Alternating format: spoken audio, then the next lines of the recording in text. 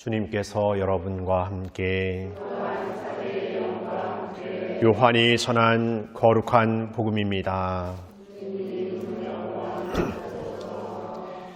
그때 예루살렘에는 성전 봉헌 축제가 벌어지고 있었다. 때는 겨울이었다. 예수님께서는 성전 안에 있는 솔로몬 주랑을 거닐고 계셨는데 유다인들이 그분을 둘러싸고 말하였다. 당신은 언제까지 우리 속을 태울 작정이요? 당신이 메시아라면 분명히 말해 주시오. 그러자 예수님께서 그들에게 대답하셨다. 내가 이미 말하였는데도 너희는 믿지 않는다. 내가 내 아버지의 이름으로 하는 일들이 나를 증언한다. 그러나 너희는 믿지 않는다. 너희가 내 양이 아니기 때문이다. 내 양들은 내 목소리를 알아듣는다.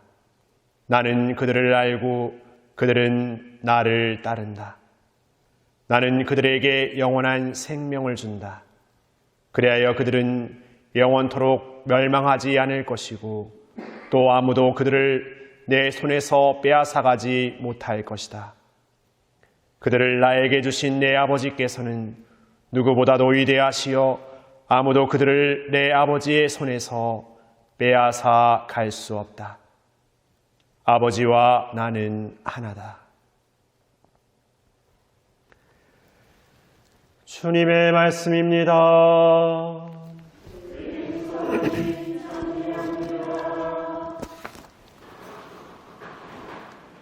참 예수님, 오늘 하루 잘 보내셨습니까? 오늘 날씨 많이 좋았죠. 요즘에 그 길을 이렇게 가다 보면 나무가 이렇게 새 잎이 이렇게 돋아서 그 색깔을 뭐로 형용하여 표현할 수 없는 그 연하디 연한 그 푸르름, 뭔가 이렇게 생명력이 싹 살아나는 걸 보면서 여러분들 어떤 마음 드십니까? 자연이란 이런 마음이 드시는 분도 있을 것 같고, 저처럼 자연은 저렇게 푸른데 내 마음은 왜 이리 꿀꿀하냐 이렇게 생각하실 수 있을 것 같고, 어떤 마음이어도 괜찮습니다. 그래도 자연은 늘 우리에게 그런 마음을 보여줄 거니까. 그래서 어떤 때는 그 마음과 괴리된 것 같아도 그런 마음을 보고 있으면 또 우리가 이렇게 동화되는 거 또 물들어지지 않겠습니까?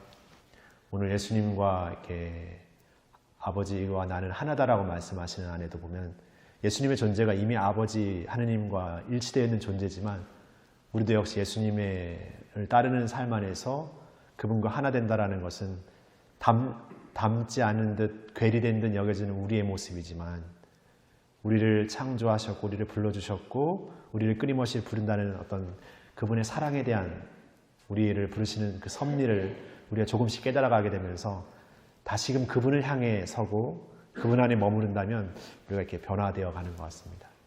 저도 이렇게 꿀꿀 이렇게 하고 있었는데 아까 방금 미사 들어오면서 이렇게 우편물 이렇게 있길래 이렇게 낮에 안 오고 저녁에 왔나 해서 이렇게 딱 뒤집는데 엽서 하나가 딱 나오는 거죠. 엽서에 이렇게 뒤에 보니까 글이 막 적혀 있으니까 이게 개인적으로 보낸 엽서여서 이 우편 정리하시는 분이 나름대로 다른 사람 보지 말라고 이렇게 넣어놨나 하실 정도로 딱 감춰뒀더라고요. 딱 열었더니 딱 저에게 온 엽서. 엽서 요즘 받아보셨습니까, 여러분들? 이런 타이핑된 거 말고 이렇게 손으로 쓴 거. 그래서 엽서의 내용인 즉슨 예전에 제가 노영성당 있을 때 청년 미사에 이렇게 자주 오셨나 봐요. 그때 자주 오셨고 그러면서 이제 그 말 중간에 뭐라고 나왔냐면 화순성당이 적적하진 않으신지 이렇게 나오더라고요. 근데 그 끝에 가서 이분이 어디에서 미사를 오셨다는 거지 하는데 마지막에 이런 게 있습니다. 애월 장전에서 매주일 시외버스를 타고 성당에 가면 미사를 보고 강론을 듣고 돌아오는 그 길이 너무 좋았다고. 그래서 제가 받은 엽서를 자랑하려고 말씀드리는 게 아니라 누군가는 참 또 나를 또 기억해주고 있구나. 또 누군가는 이런 꿀꿀에 있는 나를 참 감사하게 생각해주는 누군가가 있다는 것이 또 나를 다시 생각하게 되는 것 같아요. 내가 이러고 있으면 안 되겠다. 내가 다시 새로워져야 되겠다. 내가 다시 또 일어서야겠다. 내가 정말 다시 열심히 해야겠다. 이런 마음을 이렇게 불러일으키는 것 같아요. 어떤 말보다 그냥 어느 순간 지나쳐질 말들이 우리를 이렇게 일깨우는 것 같아요. 그러니까 우리가 여러분들의 삶에서 만나게 되는 많은 사람들이 있지만 뭐 아주 대단하고 뭐 아주 유명하고 그런 사람들이야 나를 감동시키는 게 아니라 그냥 내 옆에 있는 누군가의 어떤 사소한 한마디에도 우리가 그 마음의 어떤 것들이 이렇게 확 차오르지 않습니까? 그러니까 하느님의 우리를 위한 그 작은 손길의 섭리는 아무도 알 수 없는 것 같아요.